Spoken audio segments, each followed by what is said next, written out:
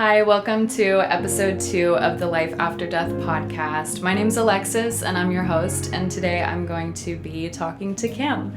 Kim, do you want to go ahead and introduce yourself and your sobriety date? Sure, yeah. Hi, I'm Kim. I got sober on October 10th of 2014. Nice, thanks. So today I kind of wanted to talk about mental health in sobriety and in recovery. So I just want to kind of get started by asking if you had any mental health issues before you ever started using drugs and alcohol. Yeah, I did. I didn't know I had mental health issues until, later when I got brought to a doctor. But, growing up, I had a lot of extreme emotional outbursts and extreme feelings of depression, lots of anxiety, and then I've struggled with like suicidal thoughts and self-harm thoughts, and even those actions when I was in elementary school I had that, and it wasn't until it wasn't until I got into maybe middle high school when it was actually identified that's a mental illness. Do you think that affected the beginning of your use? Do you think that that's kind of what triggered it, or do you think that they're unrelated? I mean they definitely are related. I think that I already had that going on, and then when drugs and alcohol got put in my path, it kind of was like a key that unlocked a door, and it's I don't have to cut myself anymore to make myself feel or not feel the things I'm experiencing. Yeah. I can just get messed up, and that feels a heck of a lot better than doing that. So I would kind of interchange one for the other. For sure. Yeah, I would say, I always say that my eating disorder was my first addiction, and then self-harm was another addiction. Yeah. And then this is not a mental health disorder per se, but I was a little kleptomaniac when I was a teenager. I think that there's some mental health going on with that too. For sure. There's a difference between I'm gonna steal some shit so I can go get some money, I can go get some drugs, or I just need to steal things to steal things. Yeah. I also was a little klepto. Right. Just for no good reason. Yeah, it was the same, I always think there's such a similarity between OCD and any sort of addiction, because it's the obsessive thought and it's the behavioral compulsion. Yeah. And I felt with stealing, with cutting, with eating disorders, it's all this kind of you do something and then you get that rush. And then with drugs and alcohol, it's I can cut out all the steps of doing something, really. You just get to the high. Just get the high. Yeah, I can definitely see the cutting for sure was an addiction for me for a long time. Yeah. It definitely was an addiction. There was such an obsession around it. When am I going to do it? How am I going to do it? How am I going to get the things that I used to do it? How am I going to hide it? Who's going to see it? Yeah. That feeling plus some other things that it did for me definitely felt like an addiction. Yeah, it was very ritualistic. It was the anticipation of doing that, and it to me draws so many parallels between the anticipation of I'm gonna get these drugs and you get high before you get high. Absolutely. So would you say that, this is kind of a silly question, but did the drugs and alcohol exacerbate your mental health conditions, and how so? Well, yes, absolutely. Yeah. Yes. Well, so I have bipolar disorder, and insomnia, and a little bit of psychosis, but you wouldn't know that because I'm medicated, and I very much so come across as a normal person, whatever that means. You couldn't look at me and think that I'm that crazy. Yeah. But I am. And so what happens is when you have certain mental illnesses that require medication and you don't take medication, and then you do drugs and alcohol on top of it, you're just extra crazy with some crazy sprinkles on it. Yeah. So yeah, especially when I'm actively drinking and using, it definitely makes it worse. And then I had an experience the first time before my first time sober, because I had sobriety relapse and now I'm sober now, but before I got sober ever, I was doing a certain drug, and it actually kind of I guess the way the doctors have described it, flipped a switch on, and that's where my psychosis came from. Oh. Yeah. Yeah. I feel I had the same thing in the sense of any amphetamine. So any amphetamine base, which is actually in Molly, if I think. Is K2 an amphetamine? No. Oh. But I'm saying for me, amphetamines were like, and Adderall is an amphetamine. So yes, if you have ADHD and you take Adderall, you're taking an amphetamine. But for me, I don't know. I don't think I have ADHD, but it would cause me to go into periods of psychosis. And matter of fact, now that I think about it, the first time I smoked weed, I had a psychotic break. And because it feels like you're dreaming. Yes. So I should have known then that my mental health issues were strongly exacerbated by drugs. Well, I can say that when I was young and, starting to get into everything, if it speaks to, like, how mentally ill I am, like, when I had just started having those older friends that, like, had the, help me get into my shit, I always wanted to do shrooms, and I always wanted to do acid. Mm-hmm. And I never got to do shrooms, nor did I ever get to do acid. Wow. Because my friends that had these things, they literally would not let me have it. Yes. They were like, Kim, you already have enough, like, mental issues. Right. We're not going to be held responsible for a bad trip. Like, it's not even a question of if you will have a bad trip. You will have a bad trip. Like, you crazy, you can't have it. So, like, I don't know, I was like 13, 14, people were telling me that. So, yeah, I've had the mental health for a while. Yeah. So did you find that getting sober immediately helped with your mental health issues? Immediately? That's a relative time frame. Yeah. I'd say the first the problem is when I got sober, I didn't immediately get on the right psych meds. Mm-hmm. So, I was still feeling pretty crazy. Yeah. Because, I think I definitely, like, I am an alcoholic, I am a drug addict. Like, that is, like, a disease to me, and, like, it is a way that my mind works and everything. But on top of that, with the mental illness, like, that is something that I'm going to medicate no matter what. Right. So, like, I'm going to treat my disease. I'm either going to go get messed up or I'm going to find recovery. Right. I'm going to treat my mental illness. I'm either going to take medication, or I'm going to use drugs and alcohol to treat it, or I'm going to go do other impulsive, whatever crap behavior. Right. So, first getting sober, I have no drugs and alcohol. I'm trying really hard not to do things I shouldn't be doing. Yeah. Like that impulsive crap.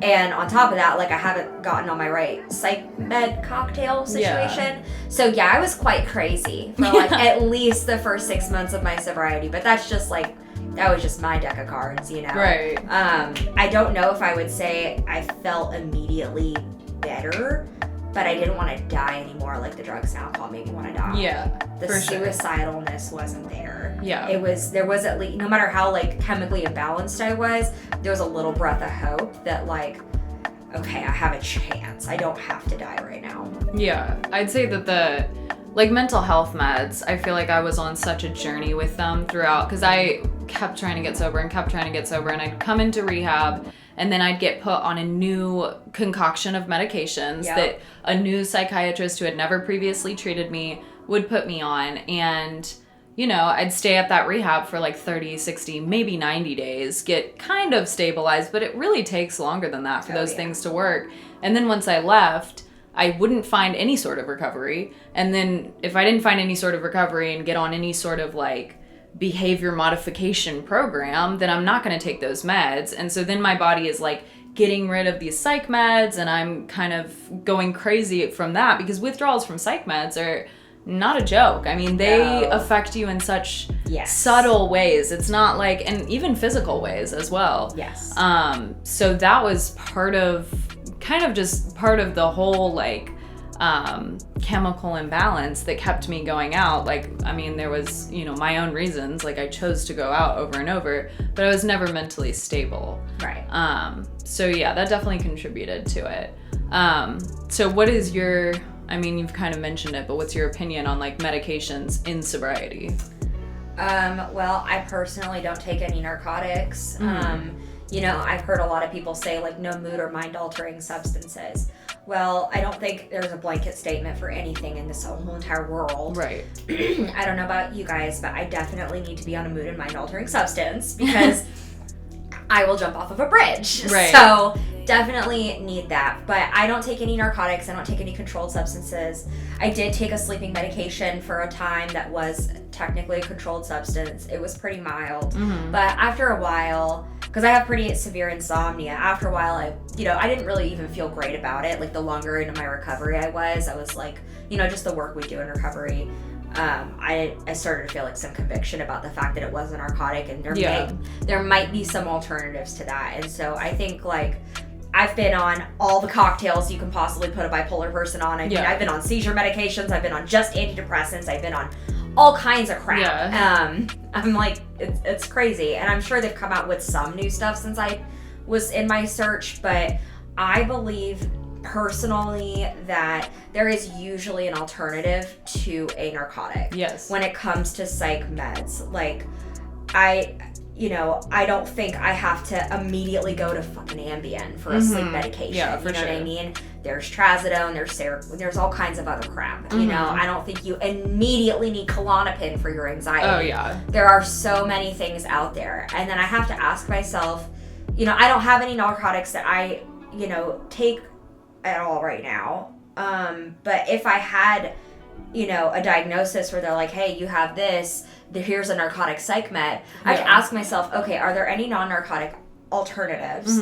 And okay, maybe those aren't as strong as the narcotic, because that's the draw to it, right? Oh, the narcotic one's going to be more powerful. It's like, okay, well, but what's my sobriety worth to me? If I get prescribed Klonopin for anxiety or whatever, like, is it worth getting triggered that relapse? Is it worth having in my possession? Like, I'm going to be okay with it today, but like, what happens in 6 months when I have something happening and I'm like, I have Klonopin, So it's like, is it really worth that risk? Or, is the symptom of the illness, the mental illness I'm treating, is it something that really could be treated with a less potent non-narcotic option? And then along with, like, I think the term you use, behavior modification. So, like, that's what I have for my sleep right now. I have severe insomnia. If I don't take a medication, I will not fall asleep. I will be up for a month. Like, I don't know if a human can last that long. But I literally, my body will not physically go to sleep on its own. So I was taking Lunesta, which is like Ambien. Took that for a long time. And didn't feel great about it. So now I take something else. It's mild, but there are a bunch of other things that I do.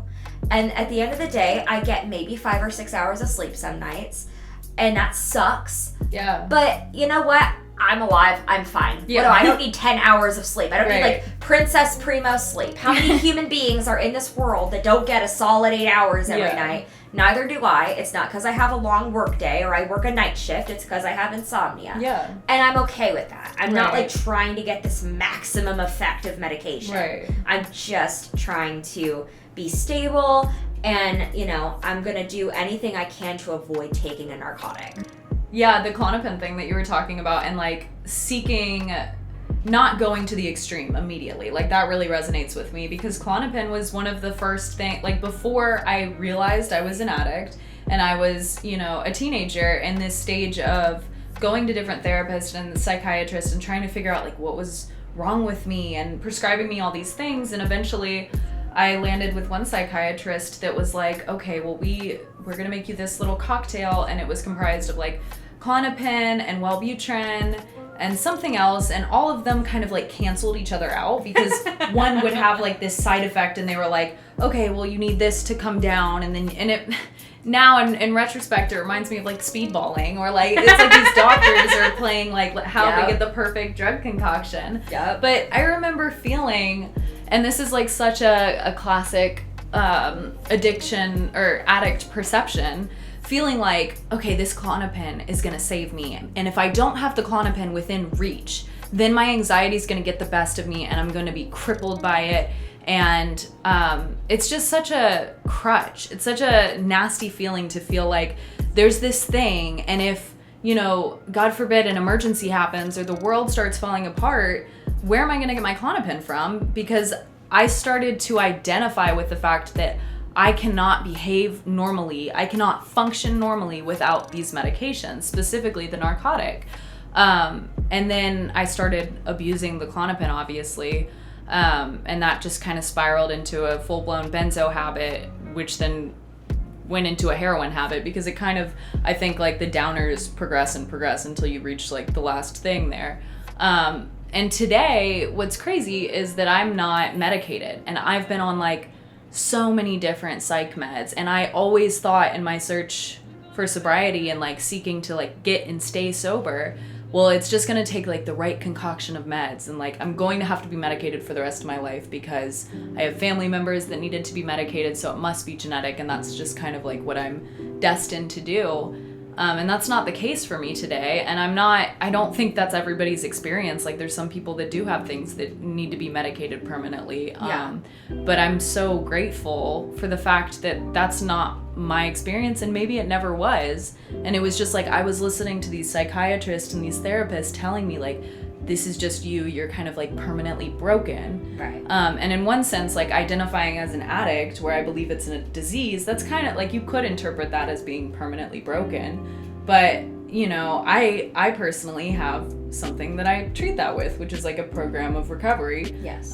So that's kind of, like, my terminal treatment for that. But in regards to, like, the other mental health things, I just feel like there's so many people out there that think, you know, I have BPD, like borderline personality disorder, or I have OCD or ADHD, and so I'm, like, broken and I'm going to have to use chemicals for the rest of my life. And that's just not always the case. It's obviously a case-by-case basis, but I feel like in my personal experience, I feel so grateful to have seen a different perspective. Absolutely. You know, it's definitely a case-by-case basis, but I also know that I have to have my sobriety and my mental health hand in hand. Yes. If I'm not sober, I'm not going to treat my mental health right, and my meds won't work. Yeah. But if I'm not on my meds, I'm not going to stay sober. Right. Yeah, exactly. So I literally have to do both. Right. I can't just be sober and then, like, you know, see how the meds, because I've tried to get off of them in sobriety. Yeah. Thank God I have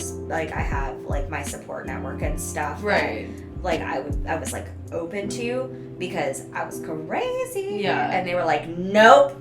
Dragged me back to my doctor. Put her back on him, because they could tell I was going hard quick. Like, it's just, everybody's different, but you have to ask yourself your motives. You know what I mean, when it comes to the narcotics and stuff. Yeah. Like, what's your motive? Are you trying to treat your mental illness and do what's best for your sobriety and, like, live on the right side of the road today? Or are you saying, I have a mental illness. This is a reason I could maybe have some narcotics in my possession and, you know, tuck it away for a rainy day. You know, it's all just subjective. Yeah. I think one of my biggest issues was identifying with whatever my mental health struggle was at the time. Like, when I was bulimic, you know, I would just kind of use that as a blanket identity for myself. And so I'd be like, you know, I'm bulimic and this is my struggle. And I'd view the world through that lens, or like that I'm a self-harmer, that I'm depressed. And looking back on it, like, I was always super depressed as a teenager. Like, that was one of the first, like, mental health things that I struggled with, which a lot of people struggle with, depression.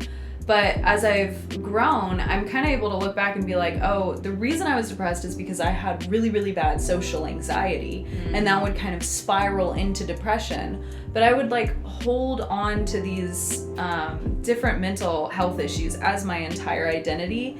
And I think in a sick way, I cherished them, or I, like, coveted my mental instability. And that's a big part of why that was, like, a big wall for me from getting sober, because I thought, you know, I'm just a sick person. You know, I'm depressed and I do drugs and I'm all this. I'm and damaged goods. Right, I'm damaged goods. And what's my life gonna look like if I get sober? And then am I just gonna be happy-go-lucky? Like, I thought that that's what it was, that you get sober and you're just like one of these happy-go-lucky people and you're boring.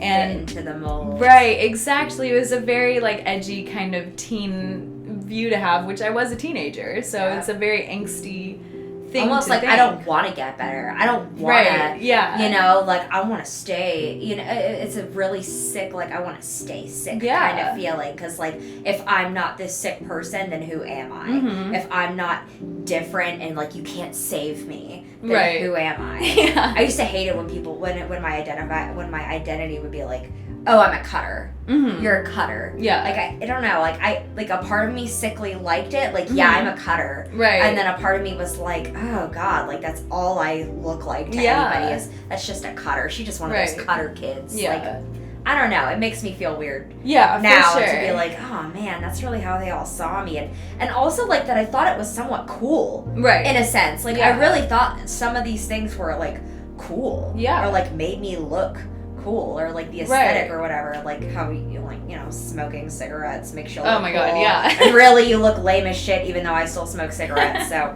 screw me. Yeah. You know, you think you're so cool and then you grow up and you're like, nah, that wasn't real, dude. Right. You look dumb. I think it's a lot of the times for me, it was like to have a physical manifestation of whatever it was I was going through, like a trophy almost. Yeah. That like I'm suffering on the inside. I need the world to know on the outside because either I want to drag people down with me or I'm like, I mean, and it's the classic I'm crying for help thing. Attention seeking. Yeah, behavior. attention seeking behavior, which so often people would like.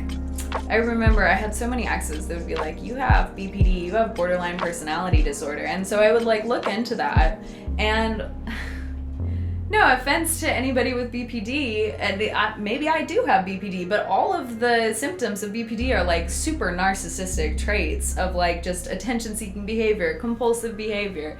And that would make me feel like so crappy because it's like, is that why I'm doing all these things? Am I really just like attention seeking because I'm in pain? You can also just be like alcoholic, right? Because like those are all like really? A lot of mental health symptoms. Yeah, is like what alcoholism looks like. Yeah, you know, or addiction synonymous. But you know, the difference that my sponsor helped me see when I first got sober with that stuff is the difference between alcoholism and like actual mental illness is. If my crazy is the alcoholism, if I use my like program of recovery and I'm like practicing that stuff, if that stuff gets treated by my program of recovery, that's from my alcoholism. Oh yeah. But if I'm struggling with, you know, the crap and I'm throwing all of my program of recovery stuff at it and doing all my, you know, stuff that I do, and the depression just won't quit, or the behaviors or the obsessive thoughts or whatever aren't going away, then that's the chemical imbalance. That's the, you know, the mental illness part of me. Right. And so you may have had all those narcissistic BPD traits. Like, you may have been that way back in the day. But if you no longer feel that way right now, and you feel like, you know, you work the program that you work and you treat your, you know, disease how you do, if that's like not presenting anymore, then it may have just been like your disease of addiction or the disease of alcoholism that's inside. Yeah. Being that way. Yeah, for Because sure. a lot of people don't need to be on meds that are on meds because, just like you said, they go to rehab, and the rehab's first thing is, here, let me put some meds on you.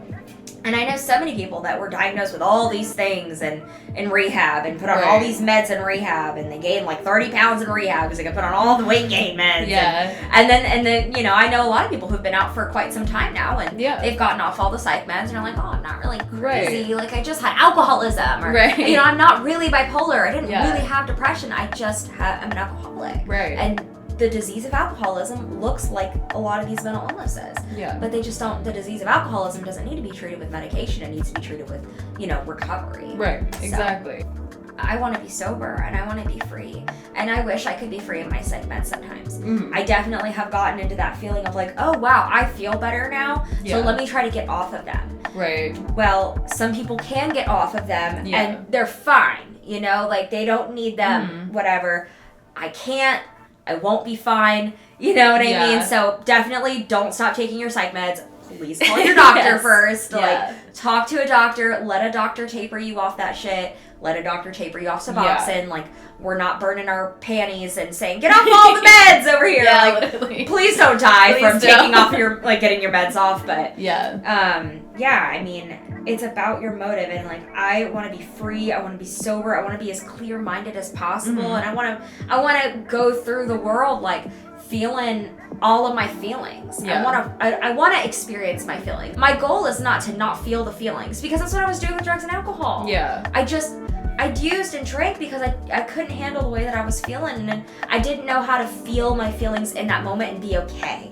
And, you know, today in sobriety, I have learned how to, like, you know, let my feelings sit down in the car seat next to me, and I can just ride around with them, and I don't have to be afraid of feeling them. I don't have to run away from them. I don't have to try to manipulate my feelings. Yeah. I can just exist in the same space as them and say, okay, a feeling isn't a fact. It sucks right now, but it won't suck forever. And I can just exist. Mm-hmm. And that I couldn't do for a long Right. time. So I sure shit don't need a psych med to make me run away from my feelings either. So it's like, am I taking too many psych meds where I don't feel my feelings and I'm running from them? Am I taking Suboxone and not feeling my feelings? Mm-hmm. Am I using and drinking and not feeling my feelings? Like, it's about facing reality. Right. I want to face reality as much as possible in the healthiest way possible. Yeah, for sure. Yeah. Would you say that you had any like unhealthy coping mechanisms in the beginning of your sobriety or today, like besides medication, which is a healthy coping mechanism? Yes. What were some yes. unhealthy ones? So I was quite promiscuous when I got sober. But I had a rule, you don't shit where you eat. So I was not I wasn't engaging with other sober people. Like, smart. I was leaving that whole community alone. Like, that was where I went to get help. Like, that was, my recovery community was a sacred place. Right. So I just, like, this was before all the special apps. They have so many apps now. So we just had Tinder. Like, there was no Facebook dating or the Bumble or whatever. The Bumble. The Bumble. I don't know. I've never been on the Bumble, but no, we had Tinder and it was hookups. Yeah. And so I slept with a lot of guys on Tinder. And I'm not even. I openly talk about that. My husband knows about that. Like, I didn't know what to do with myself, and I wasn't willing to do certain aspects of a program of recovery. Like, I wasn't willing to, like, completely immerse myself in some of that, but I wanted to be around it. So I was around it, and I was, like, kind of getting some of the benefits of just not being intoxicated and being around the program, but not, like, really working any kind of program. Yeah. So I had to change the way that I felt somehow, so I did that. It was a terrible coping mechanism. And then I spent lots of money, and that I did not have on very impulsive things.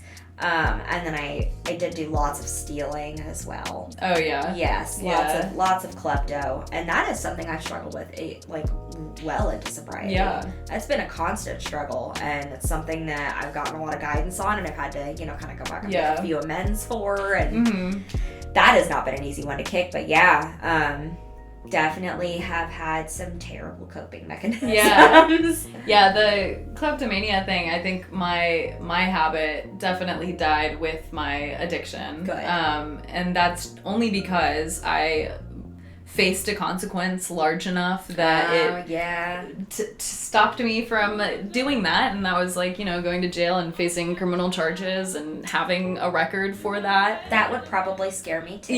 So every time Knock on wood, it hadn't happened to me yet.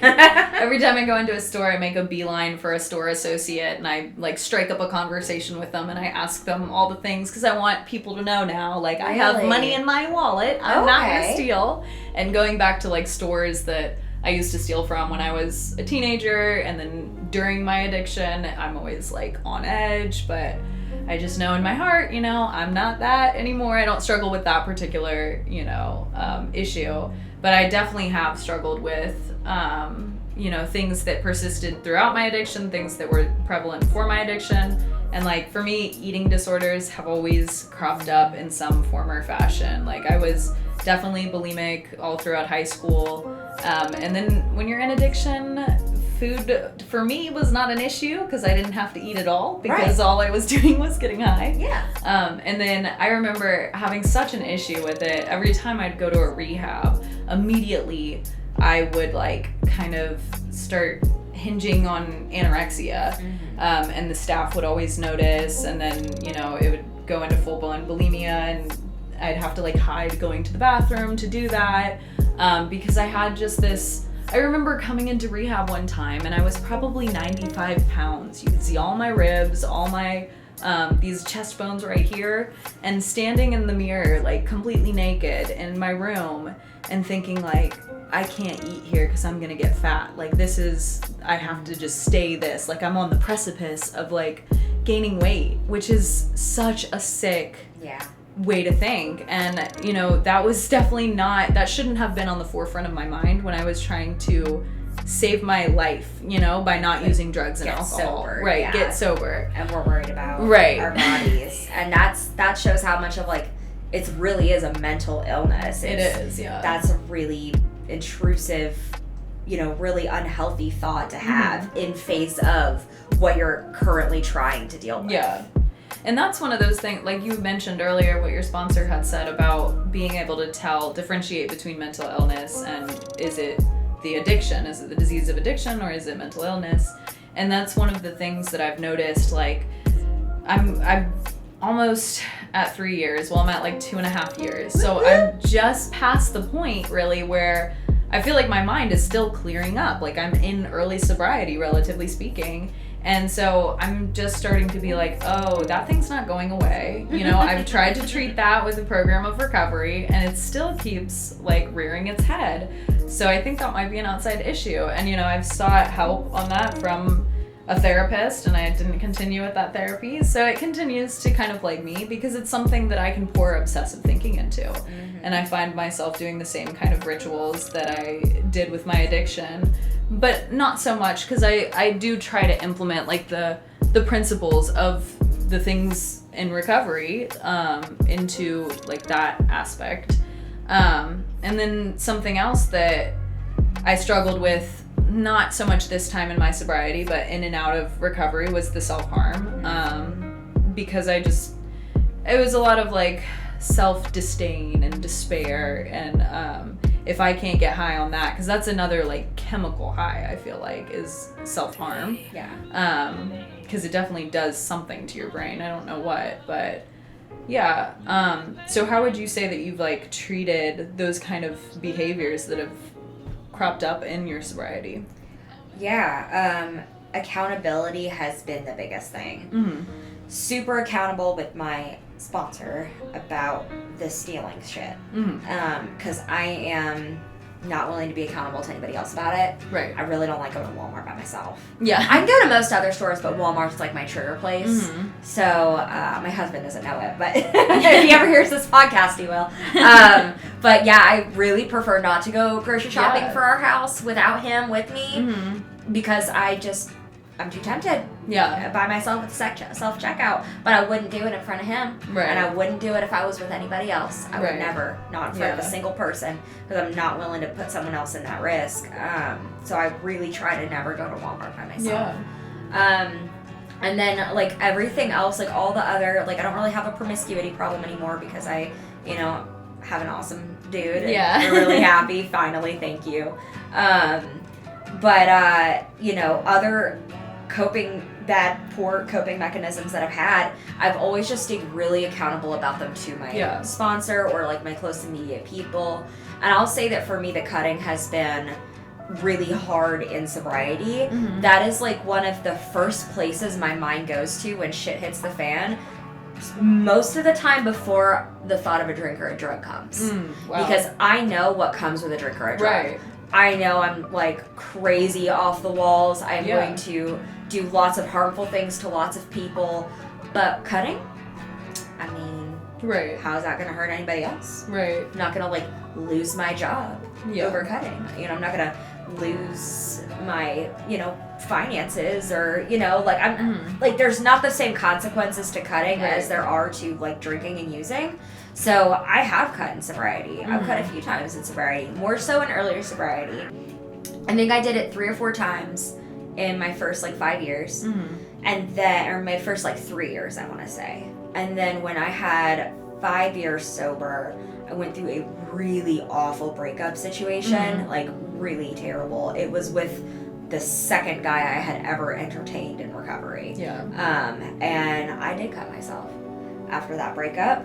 And I was super ashamed about it. And everybody else that I told was like, you're fucking stupid. Why would you do that? And I'm like, well, at least I didn't get high. Thanks, guys. Like, And I mean, I don't want to like give it that excuse, like, hey, at least I didn't get high, so cut yourself if you think about using drugs, Kim. Like, no, that's not a green light, but it did not feel good.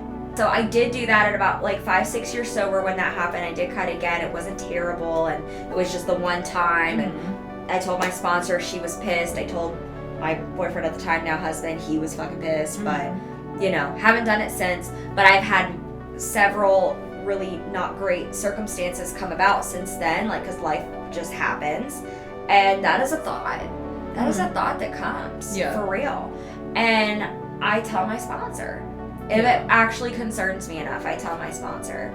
And funny enough, when that happened, when I did do that at 5 years sober, I was renting a room from my sponsor. Wow. And I had to go to her and tell her, hey, I just did this in your home. Yeah. And that felt awful. It felt awful. And she almost Baker acted me. Oh, God. She almost had to Baker act me, but we had a long talk and she made sure I was safe. And, you know, but it's like, it's hard to kick some of the old coping mechanisms, because, especially that one, because it was something that I leaned on for so long. Yes, for sure. so long. And it's like, that is the comfortable place to go. Yeah. Because I know what that gets me. Yeah. I know what comes along with that.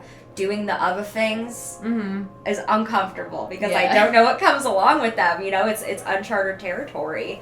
Is it gonna work as well as I think cutting will? Right. You know. Yeah. But yeah, I don't do that anymore. Yeah. And I can't really think of any other unhealthy coping mechanisms right now. Yeah. Well, yeah, I can, I mean, when you're talking about, like, the cutting thing, and it's so crazy to me to be, you know, in my perception, I feel like I'm so far along in sobriety, and I know I'm not. You are. I mean, you are. It's a relative thing, but to have those thoughts occur to me, and I just, for a split second before I really think about it, it's such an alienating feeling, because it's like, how are you thinking about going back to self-destructive behaviors or whatever the behavior is? They're usually all self-destructive when you're this far in sobriety. Like, you were on death's door and you have been given so much, you should be grateful. Like, such a feeling of betrayal in my head. And I think, like, nobody else can be going through this. And then I step back and I think about it and I'm like, I'm sure a lot of people in sobriety are going through this. It's just that I don't necessarily hear all of their stories. And because it's kind of an ugly part of sobriety to talk about, like, these really ugly parts of mental health. Now, in terms of, like, how I've treated these kind of, like, bad behaviors or whatever, I find that sometimes doing the immediate healthy thing, like going to your sponsor or engaging in your program of recovery, is not, like, that's not the thing that I'm thinking of doing first. So I've had to adopt some replacement behaviors that are healthy. Like, for me, that's going to the gym, like, and not taking it to an obsessive level, but it's a physical release, and it's really good for me. So it's somewhere that I can go immediately, and I know that, like, okay, I have an hour here to actually, like, get out some of this mental strain physically, and then that kind of clears me up enough to be like, to pick up the phone and call another alcoholic or an addict, or to do the next right thing, or whatever it is that I need to do to get myself back in line with my program. Yeah. Or just, like, going on a long drive and listening to music, and, like, because that's such a luxury to me. I feel like that I never could keep a car when I was using, or when I was homeless. I definitely couldn't. I did that a lot in earlier sobriety. Yeah. In my first few years, I did that a lot. Just get in my car and drive. Especially, like, night drives. It feels it fulfills that part of me that wants, like, this aesthetically pleasing release, where it's like, I want things to be cinematic and real life. Yeah. I don't want to be rotting away in my bedroom, you know? Like, I need some sort of release. I need to go somewhere, run away. And instead of running away and going to use drugs and alcohol, because that used to be my thing, where I'd be like, I want to literally run away, quit my job, don't talk to my family, don't do my program, and that always resulted in me getting high. And now I can just, like, go on a long drive and, like, have that kind of pause moment and breathe, and then get back into the objectively or subjectively healthy things to do. Yes. So, yeah. Totally. So what would you suggest to maybe your younger self that was struggling with mental health issues before addiction and during addiction that would give her some hope? Oh, what would I tell little Kim?